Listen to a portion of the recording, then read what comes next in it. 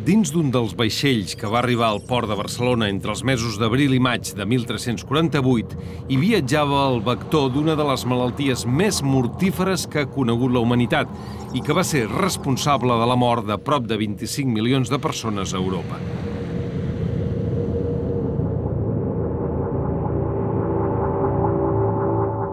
La pesta.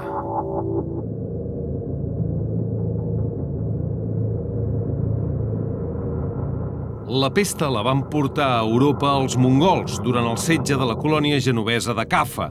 I d'aquí es va estendre al port de Messina i a Gènova, i després a tota Europa, de sud a nord i de llevant a ponent, de forma ràpida i imparable.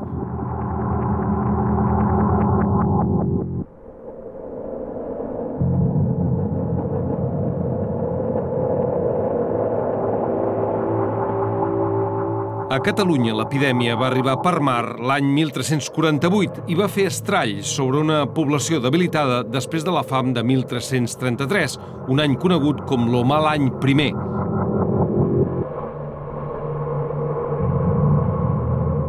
La gent no entenia què estava passant. Mai no havien vist una malaltia tan terrible com aquella i van pensar que es tractava d'un càstig diví. La pesta negra presentava 3 variants, però la més comuna era la bubònica, que es transmetia pel contacte directe amb rates, puces o polls. Els primers símptomes de la pesta eren força semblants als de la grip: febre, vòmit, suor. Després apareixien uns ganglis que s'inflamaven fins a esclatar, produint la mort enmig de forts dolors. El procés complet podia durar entre 4 i 6 dies. El terror es va apoderar de la gent. La medicina rudimentària de l'època tampoc no trobava ni la causa ni els remeis adequats per evitar el contagi. Com que es pensava que el mal viatjava per l'aire, molts metges recomanaven cremar herbes per purificar-lo o tancar les finestres, un fet que incrementava la possibilitat de contagi. Es va fer córrer el rumor que el mal venia de l'aigua i que els jueus l'havien enverinada. A Europa es van multiplicar els assalts als barris jueus, els calls. De res va servir que les autoritats, entre elles el papa, fessin veure a la població que els jueus morien de pesta com tothom. L'odi i el fanatisme es van desbocar. La pesta va afectar totes les classes socials. Bisbes, consellers, nobles, artesans, pagesos, menestrals, tots van ser atacats amb virulència per l'epidèmia. Les danses de la mort, com la de Verges, tenen el seu origen en aquest fet. La mort no fa distincions. Des del punt de vista econòmic, la pesta va tenir importants conseqüències. La mortalitat va ocasionar l'abandonament de molts masos i la caiguda de la producció agrícola. La ramaderia ovina va substituir en part la producció agrària i el consum de carn va augmentar molt després de l'epidèmia.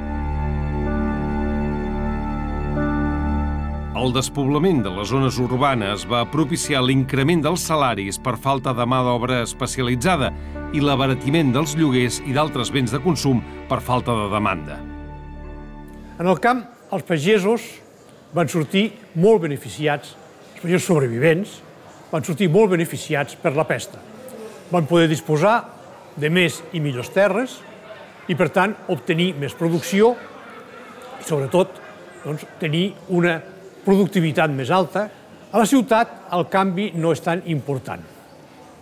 Però sí que hi ha beneficis de la major demanda generada pel benestar del camp i, per tant, també un cert augment del consum. Els episodis de pesta es van repetir durant els segles XIV i XV. Hi va haver fortes epidèmies en el XVI i en el XVII, però cap va ser tan virulent com el primer. Després dels episodis de pesta del segle XIV i XV es van multiplicar les revoltes camperoles a tota Europa, denunciant les condicions d'esclavatge del sistema feudal. Molts camperols van començar a emigrar a les ciutats i això va propiciar la mort gradual del feudalisme. El que fa la pesta, diríem, respecte al Renaixement, aquest primer humanisme, és donar-li amplitud, convertir el que era una qüestió d'èlits, que segurament hauria costat molt de fer arribar, de generalitzar, en una qüestió molt més general. La millor demostració d'això és el Decameró de Boccaccio.